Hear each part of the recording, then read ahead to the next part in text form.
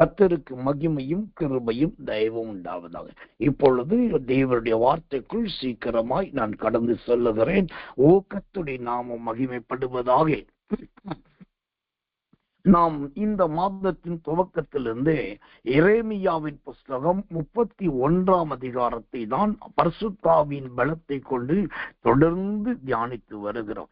அந்த வரிசையிலே அந்த எரேமியா 31 அதிகாரத்திலே 11வது வசனத்தை இன்றைக்கு தேவனுடைய வார்த்தையாக உங்களோடு கூட பகிர்ந்து கொள்ள கர்த்தர் உதவி செய்வாராக. வாசிக்கிறேன். எரேமியா 31:11. யாக்கோபை மீட்டு அவனிலும் பலத்தவனுடைய கைக்கு அவனை நீங்களாக்கி விடுவிக்கிறார். ஆமென். அவனை நீங்களாக்கி விடுவிக்கிறார்.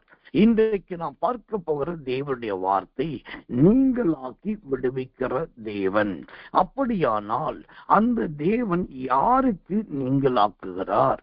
யாரை விடுவிக்கிறார்? எப்போதெல்லாம் நீங்களாக்குவார்? எப்போதெல்லாம் விடுவிப்பார்? இந்த வார்த்தை, இந்த காரியம் யாருக்கு நடக்கும்? அதைத்தான் நாம் சீக்கிரமாகவும் சுருக்கமாகவும் பார்த்து முடிவிலே எல்லாருக்காகவும் தனித்தனியாய் ஜெபமும் பண்ண போகிறோம். கர்த்தருடைய நாமத்துக்கு மகிமை கிருபை தயை உண்டாவதாக. எனக்கன்பான தேவ பிள்ளைகளே, இந்த எரேமியா 31:11 சொல்லுகிறபடி இந்த கடைசி நாட்களில் நீங்களாக்கப்பட வேண்டிய காரியங்களும் இருக்கிறது, விடுவிக்கப்பட வேண்டிய காரியமும் இருக்கிறது. இது பாவிகளுக்கும் இந்த தேவை மிகுதியாயிருக்கிறது, கர்த்தருடைய பிள்ளைகளாய் வாழ்கிறவர்களுக்கும் இந்த தேவை அதிகமாயிருக்கிறது. முதலாவது, தேவன் எதிலிருந்து நீங்களாக்கி விடுவிக்கிறவராய் இருக்கிறார். சங்கீதங்களின் புஸ்தகம் 107 சங்கீதம் 28வது வசனம். சங்கீதம் 107:28 வாசிக்கிறேன். ஜெபத்தோடு கவனியுங்கள். தேவனுக்கு மகிமை உண்டாவதாக. அப்பொழுது தங்கள் ஆபத்திலே அவர்கள் கர்த்தரை நோக்கி கூப்பிடுகிறார்கள். அவர்கள் இக்கட்டுகளுக்கு அவர்களை நீங்களாக்கி விடுவிக்கிறார். அப்பொழுது தங்கள் ஆபத்திலே அவர்கள் கர்த்தரை நோக்கி கூப்பிடுகிறார்கள். அவர்களை நீங்களாக்கி விடுவிக்கிறார்.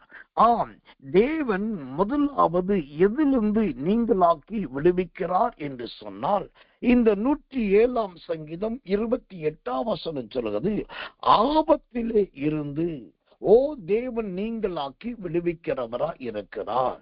கர்த்தர் நல்லவே, கர்த்தர் நல்லவே, கர்த்தர் நல்லவே. எனக்கன்பான தெய்வ பிள்ளைகளே, அந்த ஆபத்தில இருந்து நீங்களாக்கி விடுவிக்கிற தேவன் என்று சொன்னா என்ன விதமான ஆபத்து? எப்படிப்பட்ட ஆபத்திலிருந்து ஆண்டவர் நீங்களாக்குகிறவரா இருக்கிறார்? வாசிக்கிற யோபுவின் புஸ்தகம் 31 அதிகாரம் 29வது வசனம். யோபு 31:29. என் பகைஞனுடைய ஆபத்திலே நான் மகிழ்ந்து பொல்லாப்பு அவனுக்கு நேரிட்ட போது களி கூர்ந்திருந்தேனோ. ஆமென். இங்கு யோபு தன்னுடைய ஜீவியத்தை குறித்து தன் சிநேகிதரிடத்தில் ஒரு கேள்வியை கேட்கிறார். என் பகைஞருக்கு ஆபத்து வந்த போது அதை பார்த்து நான் ரொம்ப சந்தோஷப்பட்டு, அவங்களுக்கு பொல்லாப்பு வந்ததை பார்த்து நான் களி கூர்ந்தேனா என்று கேள்வி கேட்கிறார். அப்படியானால் தேவனாகிய கர்த்தர் நீங்களாக்கி விடுவிக்கிறார் என்று சொன்னார், இந்த யோபுவை எப்படி பகைஞனுடைய கைகளுக்கெல்லாம் நீங்களாக்கி விடுவித்தாரோ, அதே போல இன்றைக்கு இந்த தேவ செய்தியை கேட்கிற எனக்கு மிகவும் பிரியமான அன்பின் விசுவாச தேவ ஜனங்களாகிய தேவ பிள்ளைகளாகிய போதக பிதாக்களை உங்களை உங்கள் பகைஞருடைய கைக்கு நீங்களாக்கி அவர் விடுவிக்கிறவராய் இருக்கிறார். அப்போ பகைஞன் என்றால் யார்? அந்த பகைஞன் என்பது யாரை குறிக்கிறதா இருக்கிறது? எஸ்தரின் புஸ்தகத்துல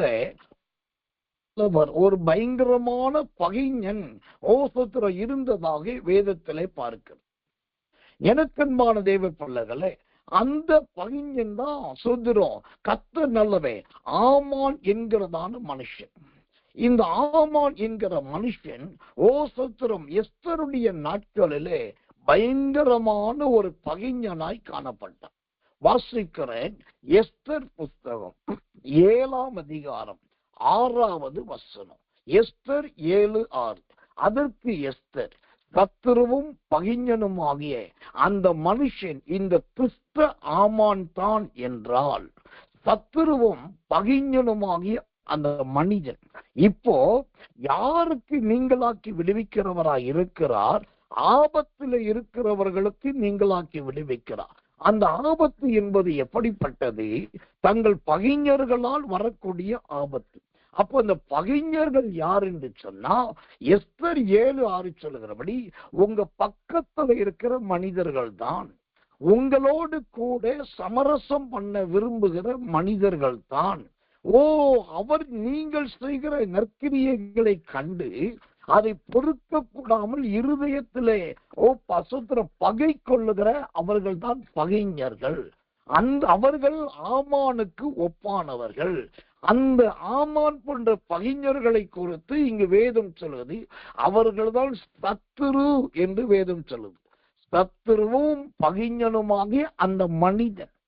அப்போ இந்த மத்தியான நேரத்துல ஆண்டவர் சொல்லுகிறார், கர்த்தர் நல்லவன், நீங்களாக்கி விடுவிக்கிற தேவனாய் நான் வருகிறேன். நீங்கள் வேலை செய்யற இடத்துல பகைஞர்களாய் யார் எழும்புகிறார்கள்? நீங்க ஊழியம் செய்யற இடத்துல யார் உங்களுக்கு பகைஞர்களாய் இருக்கிறார்கள்? உங்கள் நன்மையை கண்டு வெளியே ஓப்பனா பேச முடியாம ஆனா இருதயத்துல வச்சுக்கிட்டு உங்களுக்கு குழி வெட்டுவது, உங்களுக்கு எதிராய் பேசுவது, உங்களை குறித்து கோல் முட்டுவது, உங்களுக்கே போன் பண்ணி உங்கள்கிட்டயே பேசி உங்க ஆவிய அனலாக்குவது, இப்படியெல்லாம் பண்ணுகிறவர்கள் யாருன்னா அந்த எஸ்தர் 7:6 சொல்லுகிறது, உங்க கூட இருக்கிற மனிதர்கள் தான். ஆனா நீங்க நல்லா கவனிச்சு பார்க்கணும், இந்த எஸ்தர் நாட்களில் பகைஞனா இருந்த அந்த ஆமானை ஆண்டவர் ஒரு நாள் முழுவதுமாய் சங்காரத்துக்கு ஒப்பு கொடுத்தார். ஆமென். கர்த்தருடைய நாமத்துக்கு மகிமை உண்டாவதாக. ஒரு நல்ல நற்செய்தி வசனத்தை உங்களுக்கு காண்பிக்கிறேன். நற்செய்தியான வசனம் எஸ்தர் புஸ்தகம் 9ஆம் அதிகாரம் 5வது வசனம். எஸ்தர் 9:5. அப்படியே யூதர் தங்கள் சத்துருக்களை எல்லாம் பட்டயத்தாலே வெட்டி கொன்று நிர்மூலமாக்கி தங்கள் இஷ்டப்படி தங்கள் பகைஞருக்கு செய்தார்கள். அல்லேலூயா. சத்துருக்களை எல்லாம் பட்டயத்தால் வெட்டி கொன்று நிர்மூலமாக்கி தங்கள் இஷ்டப்படி தங்கள் பகைஞருக்கு செய்தார்கள். ஆமென். ஒரு காலத்துல எஸ்தருக்கு, மொர்தெகாய்க்கு, ஏன் அந்த ராஜ்யத்துக்கு, அந்த ராஜாவுக்கே கூட இந்த ஆமான் பகைஞனாய் வந்தான். ஆரம்பத்தில் அவன் கொடிகட்டி பறக்கிறவனை போலவும், எல்லா அதிகாரத்துக்கு மேற்பட்டவனை போலவும், ராஜாவுக்கு அடுத்து தான் அதிகாரத்தில் உயர்ந்தவனை போலவும் இருந்தான். இங்க ஒரு சத்தியத்தை தெரிஞ்சு கொள்ளணும். இந்த ஆமான் என்கிறவன் வஸ்தியின் காலத்திலும் இருந்தவன், வஸ்தியின் காலத்திலும் சேட்டை செய்தவன். அப்புறம் அந்த காலத்திலும் யூதர்களுக்கு அல்லது அங்கிருக்கிற அரண்மனை வாசிகளுக்கு இவன் பகைஞனாத்தான் இருந்திருக்கிறான். ஆனா மற்றவங்களுக்கெல்லாம் அவன் பகைஞனா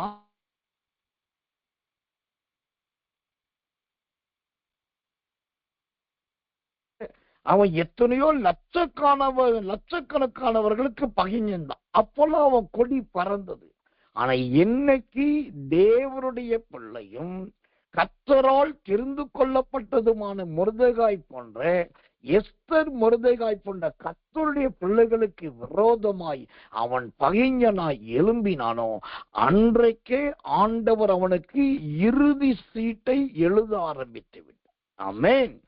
இந்த கர்த்தருடைய ஊழியக்காரனாக நான் சொல்லுகிறேன், இந்த எரேமியா 31:11 சொல்லுகிறபடி, நீங்களாக்கி விடுவிக்கிற தேவன் பகைஞர்களுக்கு ஆபத்திலே இருக்கிறவர்களை நீங்களாக்குகிறவராய் விடுவிக்கிறவராய் இருக்கிறார்.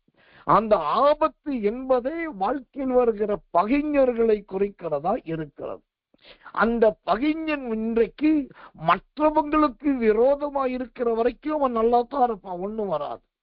ஆனா நீங்க தேவனுடைய பிள்ளையாயிருந்து, நீங்க உண்மையுத்தமா கர்த்தரை பின்பற்றுகிறவர்களாயிருந்து, கண்ணீர் வடிக்கிறவர்களும் ஜெபிக்கிறவர்களும் ஸ்தோத்தரிக்கிறவர்களும் கர்த்தரை மட்டுமே சார்ந்திருக்கிறவர்களாய் இருந்தால் எழுதி வைத்துக் கொள்ளுங்க, அந்த ஆமானோ அல்லது அந்த பகைஞனோ வந்து உங்களை தொட ஆரம்பிச்சா, உங்களை சீண்ட ஆரம்பிச்சா, உங்களை குறு கொடுக்க ஆரம்பிச்சா, உங்களை பகடக்காய பயன்படுத்த ஆரம்பிச்சா, அன்னைக்கே அவனுக்கு இறுதி சீட்டு, அதாவது மரண ஓலம் எழுதப்படுகிறது என்று அர்த்தம். அந்த எஸ்தர் 9ஆம் அதிகாரத்தில் வாசித்தோம் பாருங்கள். கர்த்தர் நல்லவன். ஓ சோத்ரு, எல்லாரும் அந்த சோத்ரு அந்த பையனை வெட்டி கொன்று போட்டு கர்த்தர் நல்லவை தங்கள் இஷ்டப்படி செய்தார்கள். இஷ்டப்படி செய்தார்கள் என்கிற ஒரு வார்த்தை இங்கு வருது. அப்போ இன்னைக்கு ஆண்டவர் சொல்லுகிறார், உங்களுக்கு பகைஞராய் செயல்படுகிறவர்கள் யார்? நீங்களா? உங்களை கண்டு பயப்படவே வேண்டாம். நீங்க செய்ய வேண்டியது எஸ்தர்ட்ட போங்க. முடிஞ்ச எஸ்தர் புத்தகத்தை நல்லா படிங்க. அந்த எஸ்தர் சகோதரி என்ன பண்ணுனா அப்படின்றத கவனிங்க. நல்ல ஒரு கூட்டத்தை ஏற்படுத்தின. என்ன கூட்டம்? தனக்கு நெருக்கமான உண்மையான தோழிகளின் கூட்டத்தை ஏற்படுத்தின. அப்புறம் நேர ராஜாவுகிட்ட தன் ஜீவனை பணைய வைத்து தைரியமா சந்நிதியில் ராஜாவின் கொலு மண்டபத்துல நுழைஞ்சான். 3வது நல்ல உபவாசம் போட்டு ஜெபம் பண்ணினான். 4வது ராஜாவின் அனுமதியோடு எல்லாருக்கும் விருந்து கொடுக்க ஆரம்பிச்சா. 5வது தான் அவ சொல்றா, ராஜாவே இதோ ஒரு யூதர் கூட்டம் இருக்கிறது, ஐயோ பாவம், அந்த கூட்டத்தை சிதைக்கிறார்கள், சின்னாபின்னமாக்குகிறார்கள், நீர் அவர்களை விடுவிக்க வேண்டும் என்று ஒரு விண்ணப்பத்தை வைத்தாள். நடந்தது என்ன தெரியுமா? ஓ, அவள் ஜீவன் மட்டும் காக்கப்படவில்லை, தன் சிறிய தகப்பனாகிய மொர்தெகாயின் ஜீவன் மட்டும் காக்கப்படவில்லை. இவங்க 2 பேர் நிமித்தம் ஒட்டுமொத்த யூதர்களுடைய ஜீவனும் காக்கப்பட்டது. இதுதான் கர்த்தர் செய்ய போகிறார். ஓ, அந்த எரேமியா 31:11 படி நீங்களாக்கி விடுவிக்கிறவே, ஓ ஆபத்து வருகிற நேரத்திலே உங்களை நீங்களாக்கி விடுவிப்பார். ஆமான் போன்ற விரோதிகள் வரும்போது நீங்களாக்கி விடுவிப்பார். ஒரு கட்டம் வரும்போது அந்த விரோதி சத்துருக்கள் பகைஞர்களை ஆண்டவர் பட்டயத்துக்கு ஒப்பு கொடுப்பார், சர்வ சங்காரத்துக்கு ஒப்பு கொடுப்பார். அப்புறம் ஆமானை தேடினால் அவன் இருக்க போவதில்லை, அவனுடைய மனைவியை தேடினால் இருக்க போவதில்லை, அவனுடைய குமாரர்களை தேடினால் இருக்க போவதில்லை. ஏனென்றால் உங்களை தொட்டதுனால, கர்த்தருடைய பிள்ளைகளாகிய நம்மேல கைய வச்சதுனால ஆண்டவர் அவர்களை சர்வ சங்காரம் பண்ணுகிறார். அப்படி பண்ணி நம்மளை நீங்களாக்கி விடுவிக்கிறார். முதலாவது பார்த்தோம், இந்த நீங்களாக்கி விடுவிக்கிறவர் ஆபத்துக்கு நீங்களாக்கி விடுவிக்கிறவர் என்று. 2வதாக இந்த நீங்களாக்கி விடுவிக்கிறவர் என்பது எதை குறிக்கிறது? அதே சங்கீதம் 107ஆம் சங்கீதம் 28வது வசனம், அதே வசனம், சங்கீதம் 107:28. அப்பொழுது தங்கள் ஆபத்திலே அவர்கள் கர்த்தரை நோக்கி கூப்பிடுகிறார்கள், அவர்கள் இக்கட்டுகளுக்கு அவர்களை நீங்களாக்கி விடுவிக்கிறார். ஆமென். தேவனாகிய கர்த்தர் 2வதாக யாருக்கு நீங்களாக்கி விடுவிக்கிறார், எதற்கு நீங்களாக்கி விடுவிக்கிறார் என்று சொன்னால், இக்கட்டுகளுக்கு. கர்த்தர் நல்லவே, கர்த்தர் நல்லவே, கர்த்தர் நல்லவே. இக்கட்டுகளுக்கு ஆண்டவர் நீங்களாக்கி விடுவிக்கிற தேவனாய் இருக்கிறார். கர்த்தருடைய நாமத்துக்கு மகிமையும் கிருபையும் தயவும் உண்டாவதாக. அந்த இக்கட்டுகளுக்கு நீங்களாக்கி விடுவிக்கிறார் என்று சொன்னா அது எதை குறிக்கிறதா இருக்கிறது? ஒரு வசனத்தை உங்களுக்காக கர்த்தருடைய நாமத்தை முன்னிட்டு வாசிக்கிறேன், கவனியுங்கள். தேவனுடைய நாமத்துக்கு மகிமையும் கிருபையும் தயவும் உண்டாவதாக. சங்கீதங்களின் புஸ்தகம் 107ஆம் சங்கீதம் 19வது வசனம். சங்கீதம் 107:19. கர்த்தருடைய நாமம் மகிமைப்படுகிறது. தங்கள் ஆபத்திலே கர்த்தரை நோக்கி கூப்பிடுகிறார்கள். அவர்கள் இக்கட்டுக்கு நீங்களாக்கி ரட்சிக்கிறார். இதே வசனம் அதே 107 சங்கீதம் 28 வசனத்துல இக்கட்டுக்கு அவர்களை நீங்களாக்கி விடுவிக்கிறார் என்று பார்க்கிறோம். அங்கே 28 வசனத்துல விடுவிக்கிறார் என்று இருக்கிறது. 19வது வசனத்துல ரட்சிக்கிறார் என்று இருக்கு. அப்படியானால் இந்த எரேமியா 31:11 படி உங்களை நீங்களாக்கி விடுவிக்கிறவர் இரண்டாவது என்ன செய்கிறார்? இக்கட்டுகளுக்கு நீங்களாக்கி உங்களை ரட்சிக்கிறார். கர்த்தருடைய நாமத்துக்கு மகிமையும் கிருபையும் தயவும் உண்டாவதாக. எனக்கன்பான தேவ பிள்ளைகளே, கர்த்தர் நல்லவர், கர்த்தர் நல்லவர், கர்த்தர் நல்லவர். அப்போ இங்க ஒரு காரியத்தை நம்ம தெரிஞ்சுக்கணும். இக்கட்டு என்றால் என்ன? இக்கட்டு என்பது எதை காண்பிக்கிறதா இருக்கிறது? அதுக்கு அழகான ஒரு விளக்கத்தை உங்களுக்கு காண்பிக்கிறேன். உபாகமத்தின் புஸ்தகம் 31ஆம் அதிகாரம் 17வது வசனம். உபாகமம் 31:17. அந்நாளிலே நான் அவர்கள் மேல் கோபம் கொண்டு அவர்களை கைவிட்டு என் முகத்தை அவர்களுக்கு மறைப்பேன். அதனால் அவர்கள் பட்சிக்கப்படும்படிக்கு அநேக தீங்குகளும் இக்கட்டுகளும் அவர்களை தொடரும். ஆமென். இந்த இக்கட்டுக்கு சோத்திரம் நீங்களாக்கி விடுவிக்கிறவர் என்று பார்க்கிறோம். அவர் நீங்களாக்கி விடுவிப்பதற்கு முன்பாக அந்த இக்கட்டு என்றால் எதை காண்பிக்கிறது? ஒன்று, தேவனுடைய கோபாக்கினை உண்டாவதை காண்பிக்கிறது. இரண்டாவது, தேவனால் கைவிடப்பட்டு போகிற அனுபவத்தை காண்பிக்கிறது. மூன்றாவது, தேவனுடைய முகம் நமக்கு மறைக்கப்பட்டு போவதை காண்பிக்கிறது. நான்காவது, அது அவர்களால் பட்சிக்கப்படுகிற, அதாவது நிறைய பேரால் தண்டிக்கப்படுகிற தண்டனைகளை காண்பிக்கிறது. ஐந்தாவதாக நிறைய தீங்குகளை காண்பிக்கிறது. இந்த 5 காரியங்களும் சேர்ந்ததுக்கு பேர் தான் இக்கட்டு. ஆனால் கர்த்தர் சொல்லுகிறார், இப்படி தேவனுடைய கோபம், தேவனால் கைவிடப்படுதல், தேவனுடைய முகம் மறைக்கப்படுதல், தேவனால் பட்சிக்கப்படுதல், தேவன் அனுமதிக்கிற தீங்கு, இதெல்லாம் உனக்கு வரும், நடக்கும், உன்னை உண்டு இல்லைன்னு பண்ணிருவேன் கர்த்தர் சொன்னாலும் இப்போ என்ன சொல்றாரு? இப்படிப்பட்ட 5 விதமான போராட்டங்களுக்கும் இந்த எரேமியா 31:11 படி உங்களை நீங்களாக்கி ரட்சிக்கிற கர்த்தர் நான். அங்க ஒரு அழகான வார்த்தை வருது, ரட்சிக்கிறவர் என்று. ரட்சிக்கிறார் என்று சொன்ன என்ன அர்த்தம்? விடுவிக்கிறார் என்பதற்கும் ரட்சிக்கிறார் என்பதற்கும் பெரிய வித்தியாசம் இருக்கு. விடுதலை என்பது அவிசுவாசிகள் முதற்கொண்டு அபிஷேகிக்கப்பட்டவர்கள் வரைக்கும் எல்லாருக்கும் உரியது. ஆனா ரட்சிப்பு என்பது எல்லாருக்கும் உரியது கிடையாது. அது தேவனுடைய பிள்ளைகளுக்கு மாத்திரமே. சத்தியத்தையும் அறிவீர்கள், சத்தியம் உங்களை விடுதலையாக்கும். ஒருத்த சத்தியத்தை கேட்டுட்டா அதுக்கு ஒப்பு கொடுத்தா உடனே விடுதலை வந்துடும். ஆனா ரட்சிப்பு என்பது எல்லாருக்கும் கிடையாது.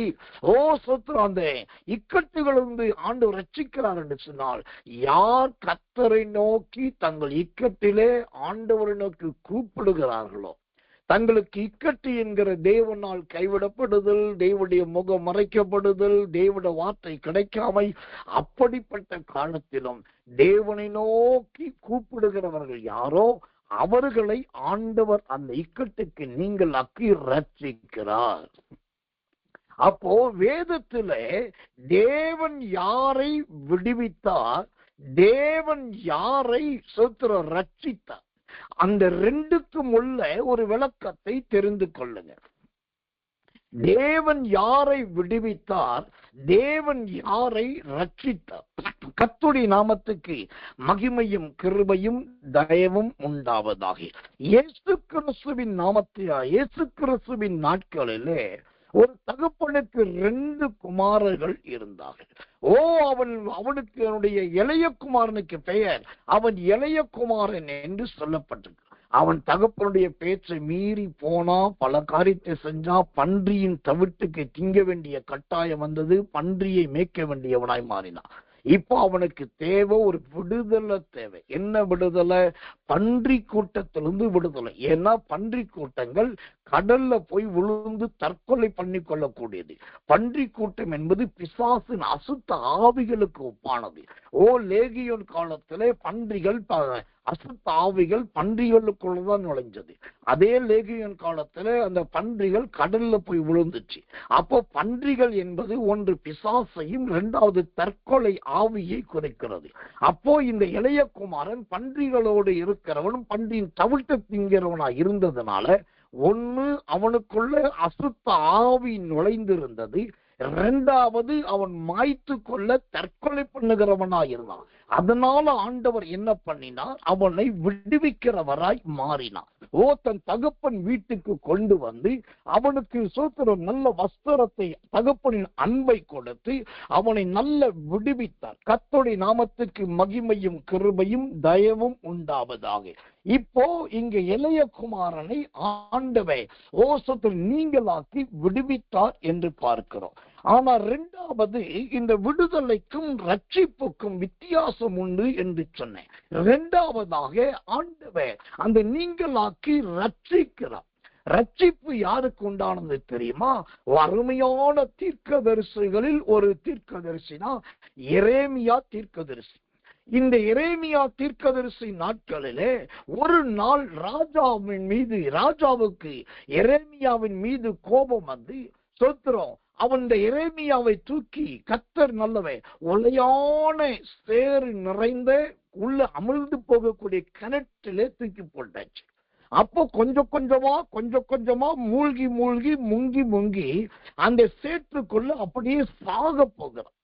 கடைசியில் அவனை காப்பாற்றுவதற்கு ஒருவரால் முடியாது. இப்ப ஏறத்தாழ அவன் சாக வேண்டிய நேரம் வந்துவிட்டது. அந்த நேரத்துலதான் அங்கு ஒரு ரட்சிப்பு தேவைப்பட்டது. அப்பதான் கர்த்தர் என்ன செய்கிறார்? எபேத் மெலேக் என்கிற ஒரு மனுஷனை அனுப்புகிறார்.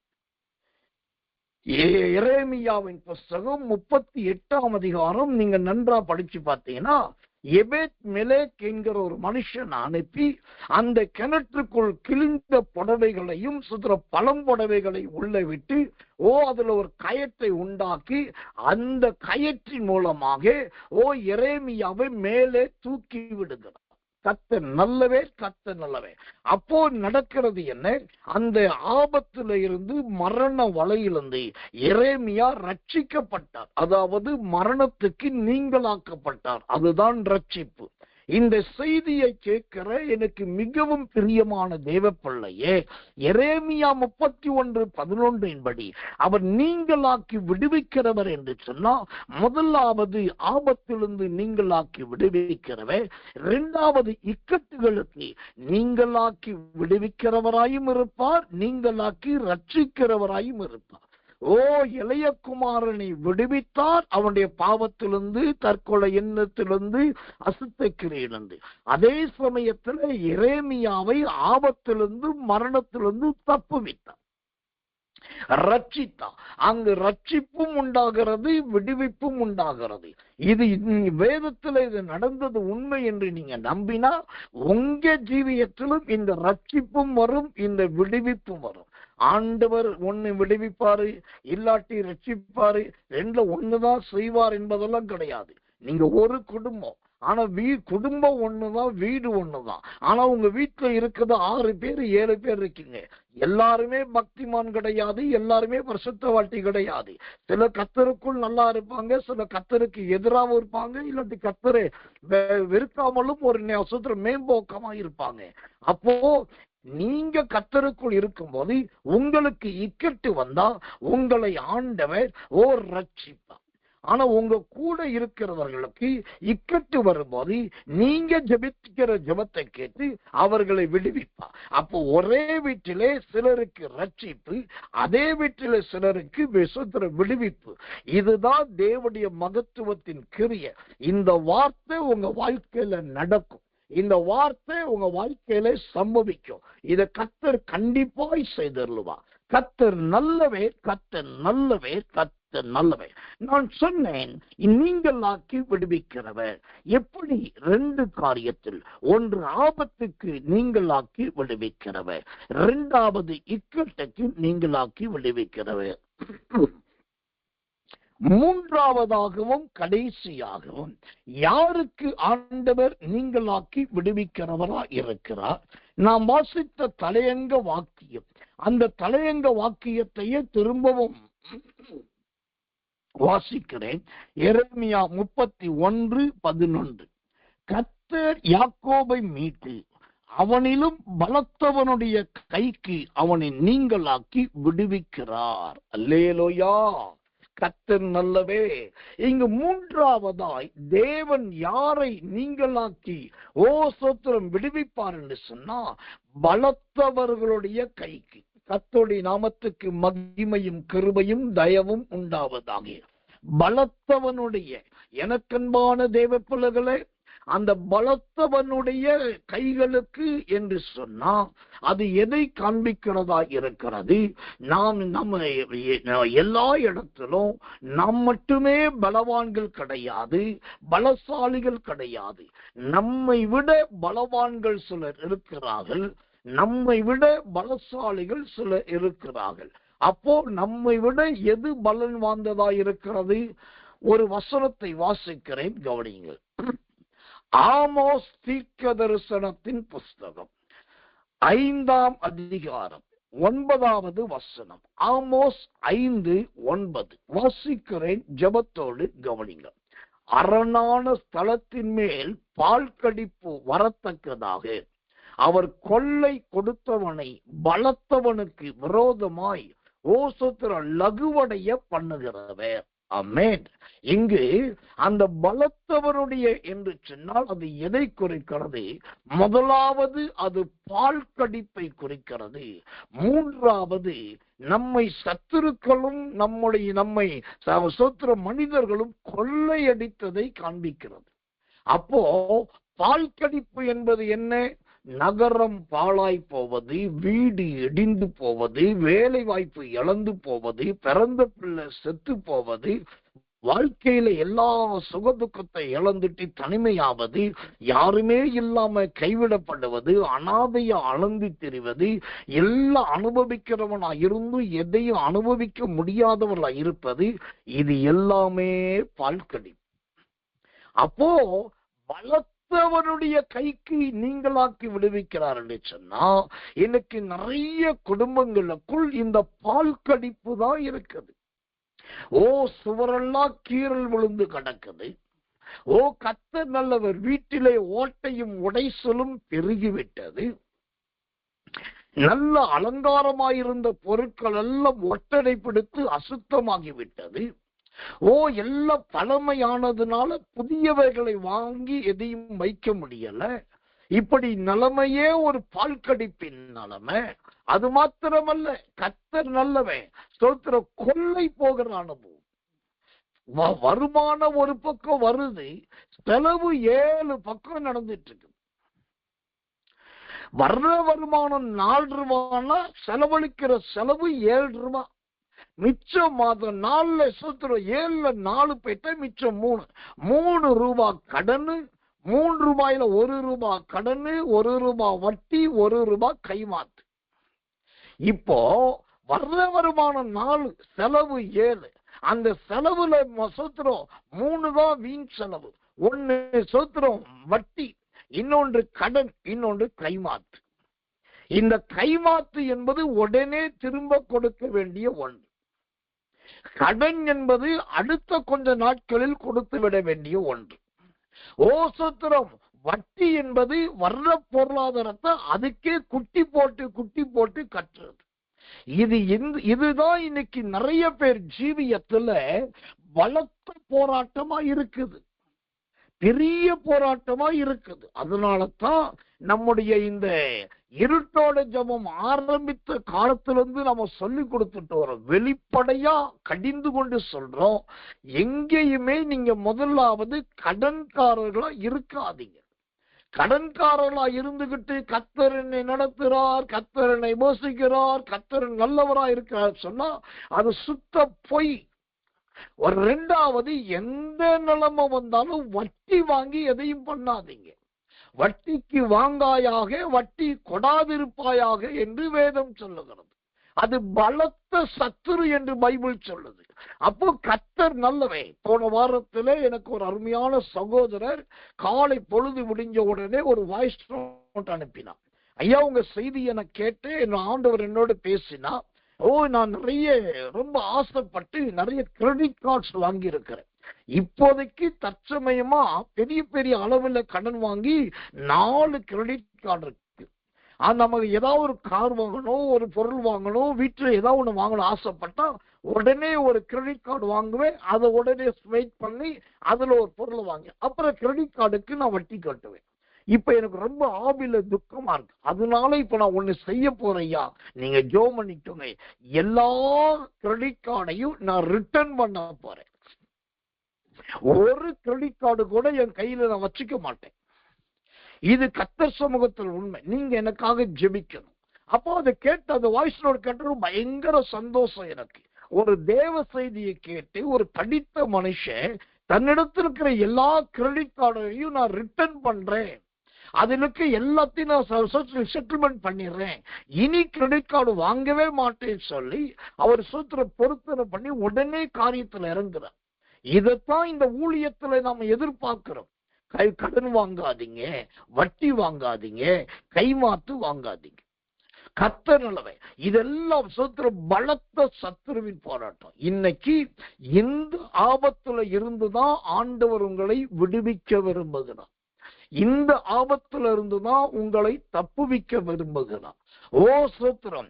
அப்ப ஆண்டவர் அப்படி விடுவிக்கணும், அப்படி தப்புவிக்கணும்னா அதற்கு ஒரு முக்கியமான காரியத்தை செய்யணும். ஆண்டவர் மேஜிக் பண்ணி வீட்டுக்குள்ள கிரெடிட் கார்டு சோத்திரம், டெபிட் கார்டு சோத்திரம், மற்ற கார்டை எடுத்துட்டு போய் அவரே கடன்காரன்ட்டு பேச மாட்டார். ஆண்டவர் மூலமா உங்க கடன் அடைக்கப்படணும், வாங்கின வட்டிக்கு நீங்க கட்டி முடிக்கணும், கைமாத்து வாங்கினதெல்லாம் கொடுக்கணும். அப்படின்னா அதுக்கு ஒரே ஒரு முக்கிய வழி, முதலாவது உட்கார்ந்து கணக்கு பாருங்க. யார்கிட்ட வட்டிக்கு வாங்கினீங்க, எங்க கைமாத்து வாங்கினீங்க, எவ்வளவு கடன் வாங்கினீங்க, எல்லாத்தையும் வெளிப்படையா பேசுங்க, எல்லாத்தையும் வெளிப்படையா எழுதுங்க. அப்புறம் அதை எடுத்து பைபிள்ல வச்சு அல்லது பைபிள் வசனங்கள் அதுல பேப்பர்ல எழுதி, ஆண்டவரே இன்றைக்கு நான் என்னை ஒப்பு கொடுக்கிறேன். எரேமியா 31:11 படி, நீங்களாக்கி விடுவிக்கிறவன் இந்த பொல்லாத பலத்த அடிமைத்தனத்துக்கு என்னை நீங்களாக்கும் என்று அழுதி ஜெபம் பண்ணி உறுதியான ஒரு பொருத்தனைய பண்ணுங்க. என்ன பொருத்தனை? இனி என்ன உயிர் போற நிலைமை வந்தாலும் சரி, நான் வட்டிக்கு வாங்கவே மாட்டேன், வட்டி கொடுக்கிற ஒரு பக்கத்துல திரும்பவே மாட்டேன். இனி எந்த நெருக்கடி வந்தாலும் நான் கடன் வாங்கி பேரை பெருமைப்படுத்த மாட்டேன், கடன் வாங்கி யாரை திருப்திப்படுத்த மாட்டேன். ரொம்ப முக்கியமா கைமாத்த வாங்கி கொடுத்துறேன்னு சொல்லிட்டு அங்க காலத்தை கடத்தி தேவனை வஞ்சிக்கிற அந்த வேலைக்கு இடம் கொடுக்க மாட்டேன். இனி எனக்கு என்ன வருமானமோ என்ன சம்பளமோ அதற்குள் என் வாழ்க்கையை நான் ஓட்ட போறேன். அதுக்கு மிஞ்சி தேவை வரும்போது கர்த்தர்ட்ட முழங்கால் போட போறேன்னு சொல்லி நல்ல ஒரு தீர்மானம் எடுங்க. அப்படி ஒரு தீர்மானம் எடுத்துட்டீங்கன்னா ஒரு ஊழியக்காரனா நான் தைரியமா சொல்லுவேன், இந்த எரேமியா 31:11 படி பலத்தவனுடைய கையாகிய இந்த பயங்கர பொருளாதார சீர் அழிவிலிருந்து கர்த்தர் உங்களை வெகுவாய் தப்புவிப்பார், மகிமையாய் தப்புவிப்பார். இதுதான் நீங்களாக்கி விடுவிக்கிறது. அப்ப இன்னைக்கு உங்க வாழ்க்கையில ஆபத்து இருக்குதான் யோசிங்க, இன்னைக்கு உங்க வாழ்க்கையில இக்கட்டு இருக்குதான் யோசிங்க, இன்னைக்கு உங்க வாழ்க்கையில பலத்தவனுடைய அடிமைத்தனம் இருக்குதான் யோசிங்க. இதெல்லாம் இருந்தாக்கா இன்னும் உங்களுக்குள் தேவனுடைய ரட்சிப்பு பூரணப்படவில்லை என்று அர்த்தம். இதெல்லாம் இருந்தாக்கா இன்னும் நீங்க பரலோக ராஜ்யத்துக்கு ஆயத்தம் ஆகலன்னு அர்த்தம். அப்ப ஆண்டவர்கிட்ட சொல்லுங்க, எனக்கு ஒரு பூரணம் வேண்டும் ஆண்டவரே, ராஜ்யத்துக்கான ஆயத்தமாகணும் ஆண்டவரே, அதற்கு என்னை ஆண்டவரே ஆபத்துக்கு நீங்களாக்கி விடுவியும், இக்கட்டுக்கு நீங்களாக்கி விடுவியும், பலத்தவனுடைய கைக்கு நீங்களாக்கி விடுவியும் என்று கேளுங்க. அப்போ மகிமையின் தேவன் நிச்சயமா ஒரு பெரிய ஜெயத்தை கொடுத்து எரேமியா 31:11 படி நீங்களாக்கி விடுவிக்கிற இரட்சகராய் அவர் உங்களுக்கு வெளிப்படுவார். நீங்கள் அதை காண்பீர்கள், அனுபவிப்பீர்கள். கர்த்தரே உங்களுக்கு நல்ல ஜெயத்தை கொடுப்பார். நாம் கண்களை மூடி ஒப்பு கொடுத்து கர்த்தரை நோக்கி எல்லாரும் ஸ்தோத்திரம் பண்ணுவோம். இயேசுவின் நாமத்தினாலே நாம் ஜெபிப்போம். அன்புள்ள நல்ல பரம பிதாவே, நல்ல அருமையான இந்த பகலில் நடக்கிற தினந்தோறும் ஆராதனைக்காக ஸ்தோத்திரம். ஏற்ற வேத வாக்கியங்களை கர்த்தர் கொடுத்து, நல்ல கருத்தான ஆரம்ப ஜெபத்தை கர்த்தர் கொடுத்து, நேர்த்தியான அந்நிய பாஷையை கர்த்தர் கொடுத்து, அழகான பாடலை கர்த்தர் கொடுத்து, எல்லாவற்றை விட ஆண்டவரே அன்னகர் ஊழியத்துக்காகவும் இயேசுவின் வல்லமை ஊழியத்தின் நிலத்துக்காகவும் நங்கலாய்ப்பின் ஜெபத்தை கொடுத்து இதெல்லாம் நேர்த்தியாய் செய்த கர்த்தர் இறுதியில்லை நீங்களாக்கி விடுவிக்கிறவர் என்கிற நல்ல ஒரு வாக்கு தத்தத்தை எரேமியா 31:11 கொடுத்து 3 காரியத்திலே நீங்களாக்கி விடுவிக்கிற என்பதை சொல்லி இருக்கிறதே.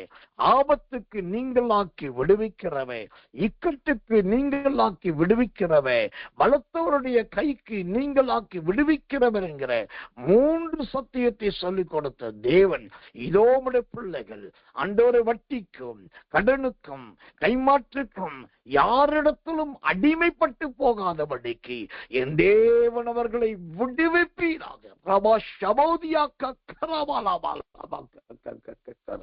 ஆண்டுடைய கரம் அதை செய்யட்டும், தேவனுடைய புயமதை செய்யட்டும், ஆண்டுடைய வல்லமை அதை நடப்பிப்பதாக இயேசுவின் ரத்தம் செய்யும்.